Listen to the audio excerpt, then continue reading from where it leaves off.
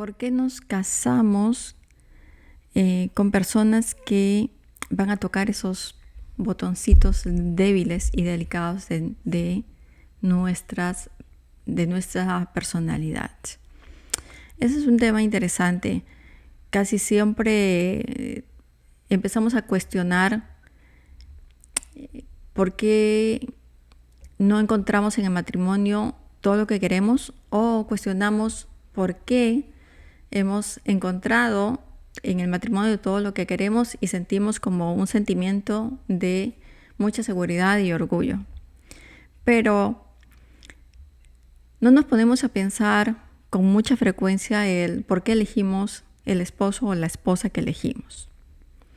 Y este tema de por qué nos casamos, por qué te casas con parejas, con personas que van a estar oprimiendo a veces de manera demasiado frecuente esos botoncitos que te conectan con esos momentos de mucha infelicidad que viviste y experimentaste en tu época de infancia. Esa es una pregunta muy interesante que es importante analizarla.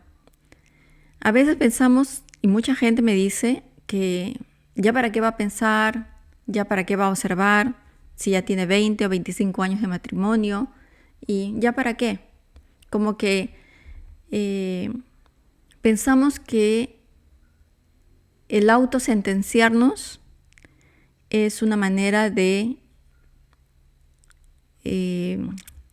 calmar o de gestionar la emoción de estrés, de culpabilidad, de miedo que pueda estar sintiendo, pero que no va a quedar ahí porque es como una autosentencia. Entonces, este es un tema muy, muy importante porque nunca es tarde para darnos cuenta y nunca es demasiado tarde para hacer cambios.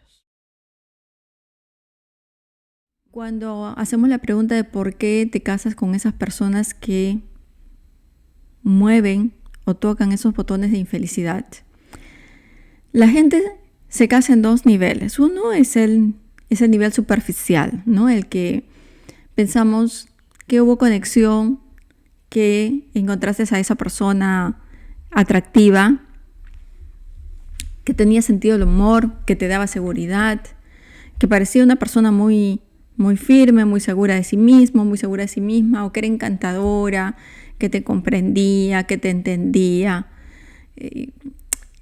Ese es un nivel. El segundo nivel, que está mucho más oculto, es que generalmente la mayoría de personas nos casamos porque buscamos,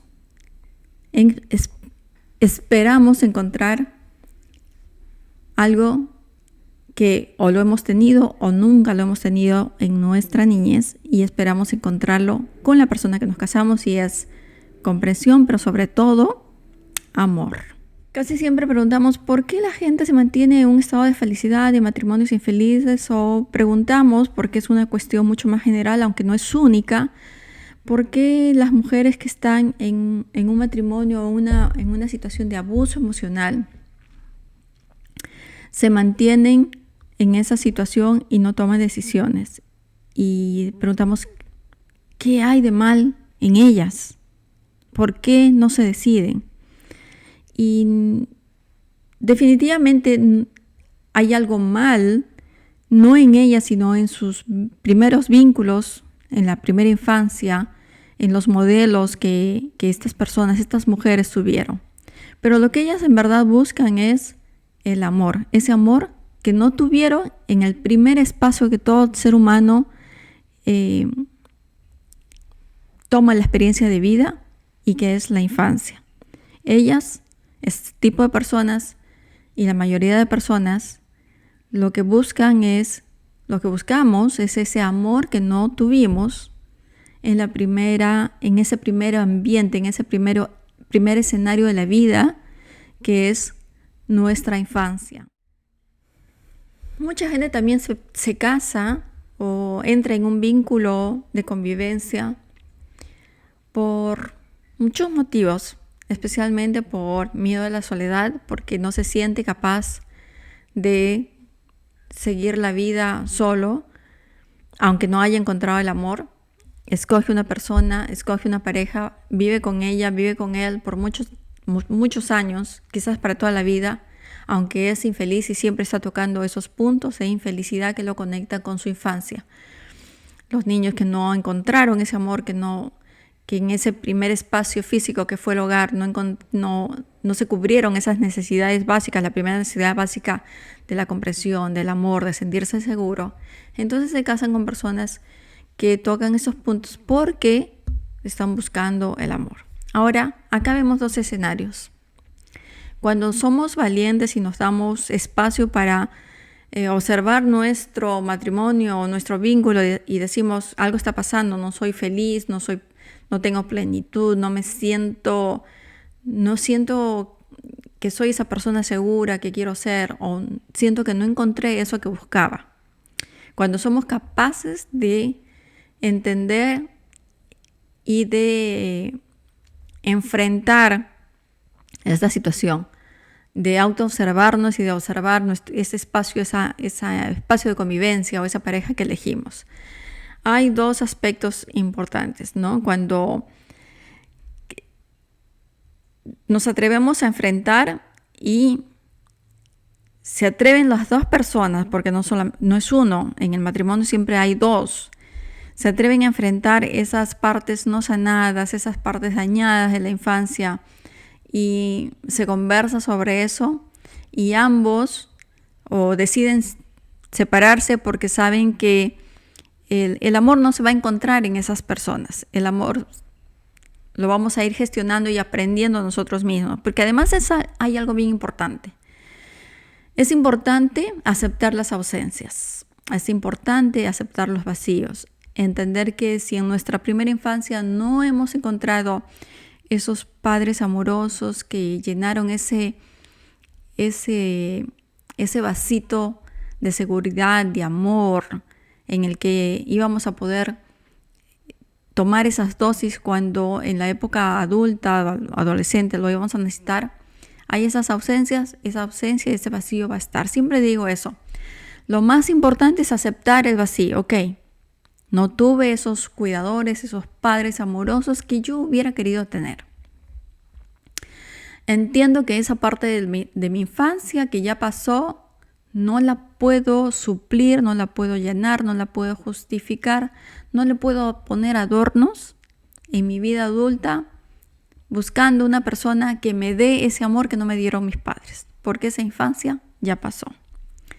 Cuando yo me doy ese valor para enfrentar eso, para enfrentar esas ausencias, para no tener que llenarlas con nada, esos son huequitos que quedaron y que los vamos a ir manejando siempre, que los vamos a ir asumiendo. Cuando asumimos algo, cuando no nos negamos, es que cuando enfrentamos esa parte oscura que hemos tenido en la infancia, es cuando vamos a ir avanzando. Entonces, en este momento de encontrar esta pareja donde me toca esos puntos delicados, es confrontar mi propia situación, no la situación de él o la situación de ella, mi propia situación, y decidir que juntos vamos a exorcizar esos demonios de nuestra infancia y vamos a ir ajustando, equilibrando, conociendo, avanzando. Estamos ante un panorama donde ambos vamos a crecer.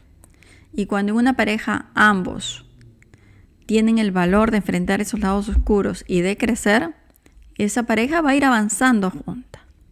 Cuando por el contrario nos encontramos con una pareja que está en la total oscuridad y en la negación y piensa que bueno, este es el matrimonio, esto es lo que tengo que aguantar. Cuando esa pareja no es capaz de enfrentar traumas y de sanar esos traumas, entonces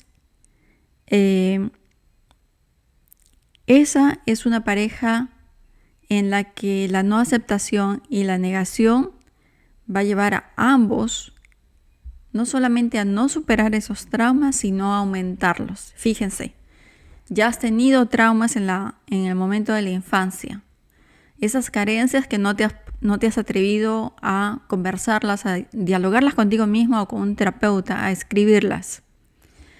Que no queremos dar la vuelta atrás y queremos seguir en esa autopista de vida chocándonos sin ver las señales, ¿no?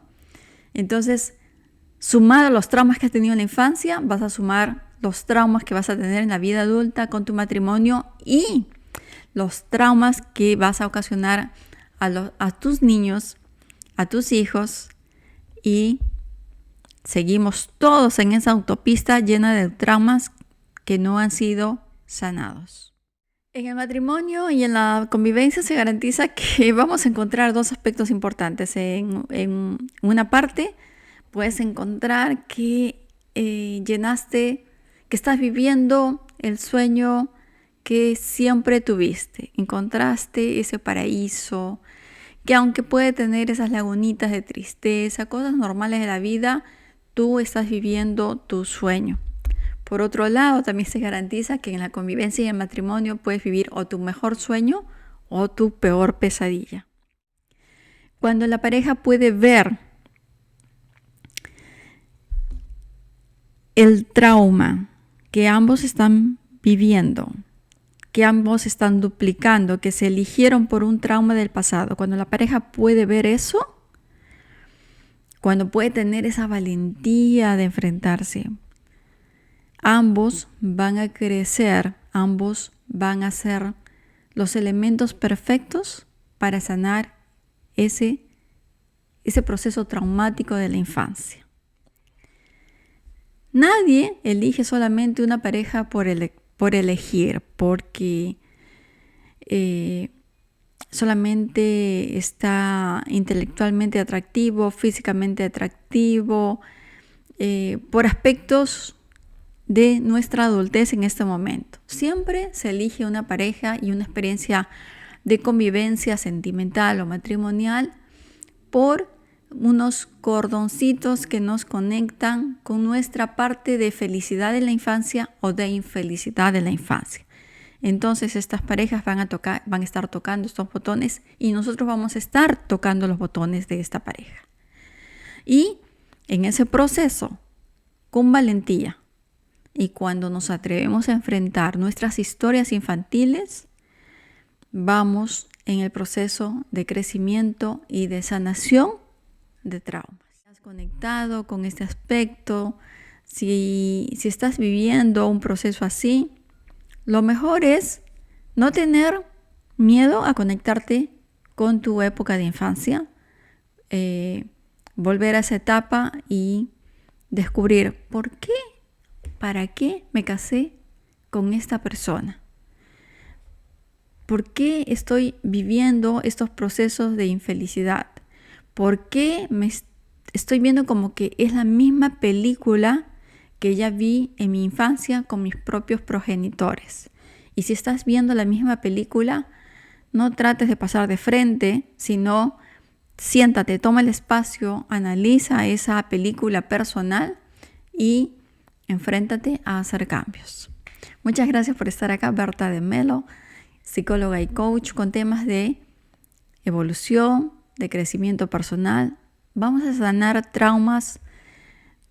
Todos tenemos una historia en el pasado que puede ser grande o pequeña. Tenemos momentos de felicidad y tenemos momentos de infelicidad. Yo siempre digo que finalmente, ¿cuál es el propósito de la vida?